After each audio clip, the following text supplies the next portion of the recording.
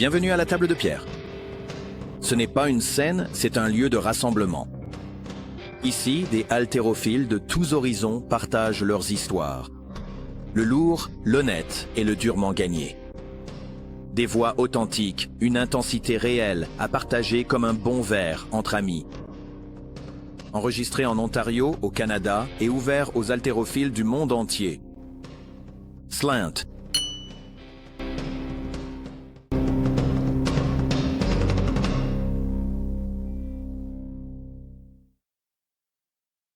Bienvenue, chers amis, au podcast Stone Table.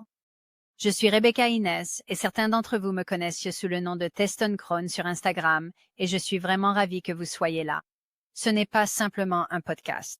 C'est un lieu de rassemblement, une table commune où la force prend de nombreuses formes et où chaque histoire compte. Que vous nous écoutiez depuis le cœur du Canada, d'une côte lointaine ou de quelque part à l'autre bout du monde, je vous invite à tirer une chaise et à nous rejoindre.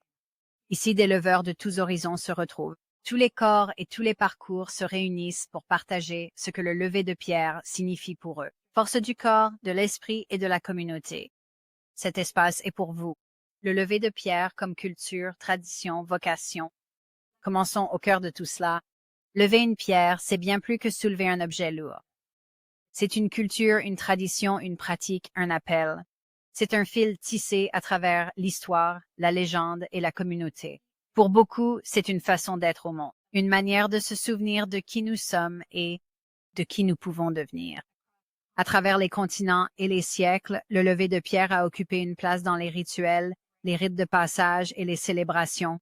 Des pierres historiques légendaires d'Écosse aux granges des campagnes canadiennes, cette pratique porte avec elle les histoires des générations passées. C'est là où la force rencontre le folklore et le mythe, où les mains rencontrent le granit et où les cœurs rencontrent l'histoire. Il y a de la révérence dans cet acte, dans le silence, dans la douleur, dans la joie. Chaque fois que nous soulevons, nous touchons non seulement la pierre, mais aussi l'héritage.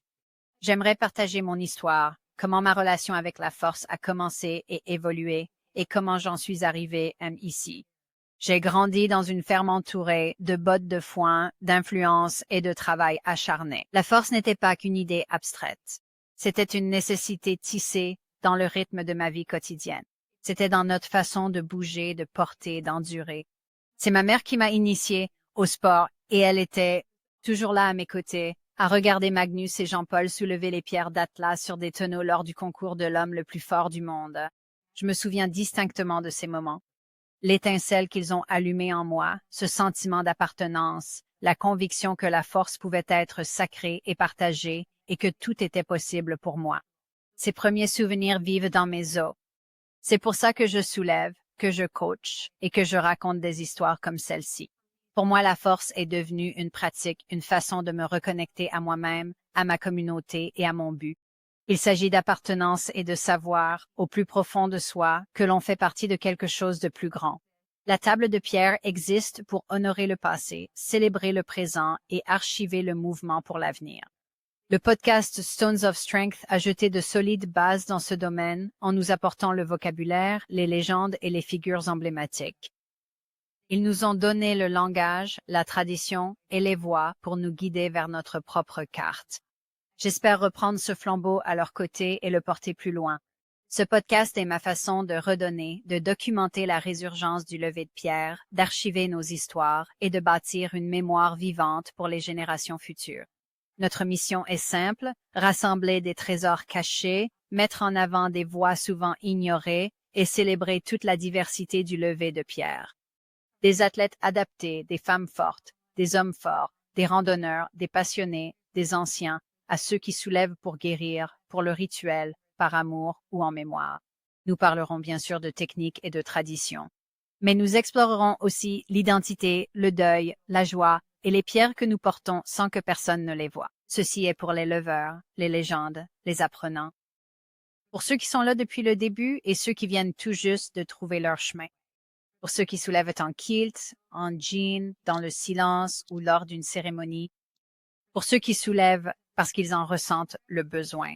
Alors, où que vous soyez, d'Écosse, de Singapour, de Sayulur Lookout, ce podcast est pour vous. Prenez une chaise, servez-vous un verre de si vous en avez. Je vous invite à nous rejoindre, à partager vos histoires et à devenir partie prenante de l'archive vivante. Que vous souleviez seul ou en communauté pour guérir, pour la joie, comme rituel ou en célébration, la table de pierre vous accueille. Nous parlerons des pierres qui nous ont changés, qui nous ont brisés, qui nous ont guéris, et de celles que nous rêvons encore de soulever.